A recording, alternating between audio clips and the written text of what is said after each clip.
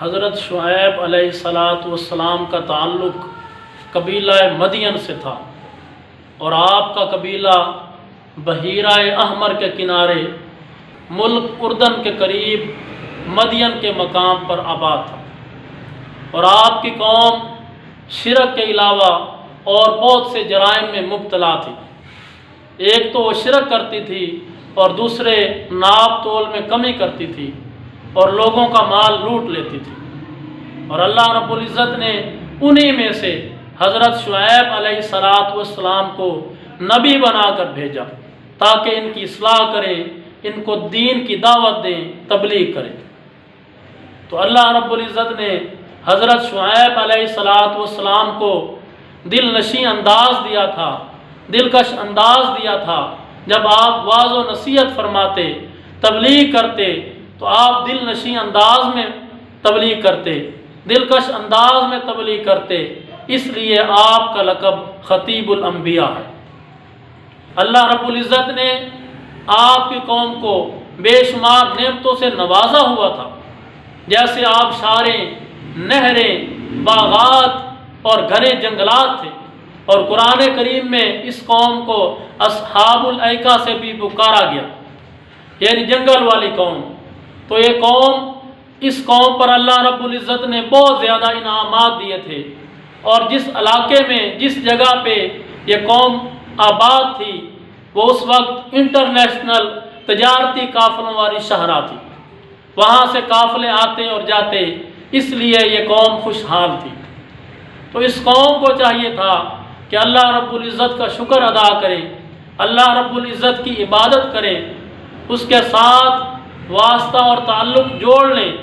لیکن اس قوم نے بغاوت کی، شرک کیا، بتوں کی پوجا شروع کر دی، اور اس قوم میں ناپ تول کی کمی عام سا گناہ تھا۔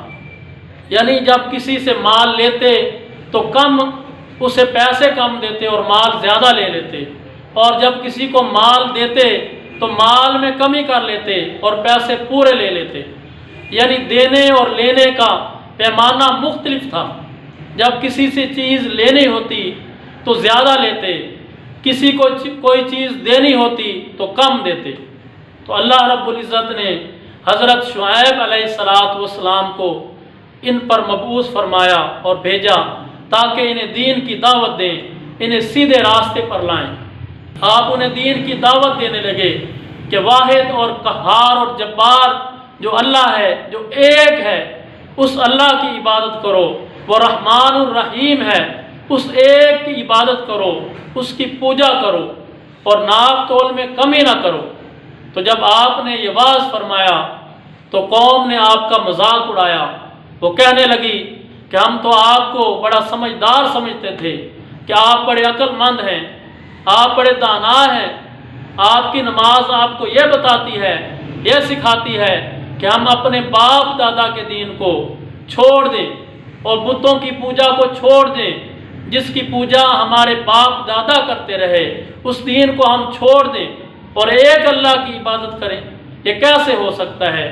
تو وہ قوم نے کہا، اگر ہمیں آپ کے قبیلے کا لحاظ نہ ہوتا، اگر آپ کے خاندان کا لحاظ نہ ہوتا، تو ہم آپ کو ہلاک کر دیتے اور شہر سے باہر نکال دیتے۔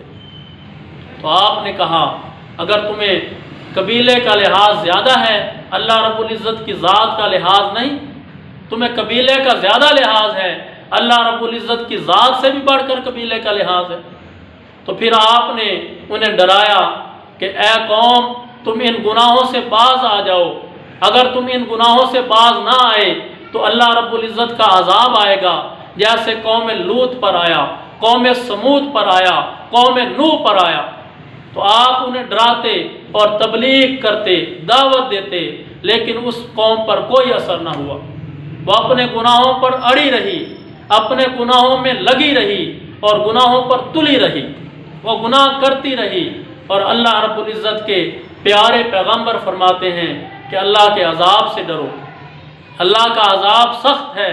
اِنَّ بَطْشَ رَبِّكَ لَشَدِيدٌ، بے شک تمہارے رب کا عذاب سخت ہے۔ لیکن انہوں نے کوئی پرواہ نہ کی۔ پھر ایک دن بادل کی شکل میں اللہ رب العزت کا عذاب آ گیا، تو وہ خوش ہوئے کہ بادل آ گئے، بادل کو دیکھ کر وہ خوش ہوئے کہ بادل آ گئے، اب بارش برسے گی، گرمی کم ہو جائے گی، سبزہ اور سبزہ ہو جائے گا، ہر طرف ہریالی ہی ہریالی ہو جائے گی۔ انہیں کیا معلوم تھا کہ اس بادل میں ہی ان کے لیے عذاب ہے۔ وہ بادل آیا، زوردار آواز آئی اور زلزلہ آیا تو وہ تمام کی تمام قوم ہلاک ہو گئی، تباہ و برباد ہو گئی۔ جو حضرت شعیب علیہ السلام پر ایمان لائے، جو مسلمان ہوئے، وہ بچ گئے۔ تو حضرت شعیب علیہ السلام نے اپنی اس تباہ قوم کے لیے افسوس کا اظہار کیا، اور آپ نے فرمایا، اے قوم، کیا میں نے پہلے نہ بتا دیا تھا کہ اللہ کا عذاب سخت ہے، وہ تمہیں تباہ و برباد کر دے گا۔ اللہ کا عذاب ان گناہوں پر آتا ہے تو ہمیں بھی اس واقعے سے یہ سبق سیکھنا چاہیے کہ ہم جب کسی کو مال دیں تو پورا دیں، جب کسی سے مال لیں تو پورا لیں، ناپ تول میں کمی نہ کریں۔ سرکار علیہ السلام نے ارشاد فرمایا، جب قوم ناپ تول میں کمی کرتی ہے تو وہ قحط ان پر مسلط ہوتا ہے، ان پر قحط مسلط ہوتا ہے، وہ مصیبتوں میں گر جاتے ہیں اور ظالم حکمران ان پر آ جاتے ہیں، ظالم حکمران ان پر مسلط کر دیے جاتے ہیں۔ تو اس واقعے سے ہمیں یہ سبق سیکھنا چاہیے، ہمیں یہ درس حاصل کرنا چاہیے کہ ہم بھی جب بھی کوئی لین دین کا معاملہ کریں تو ناپ تول میں کمی نہ کریں۔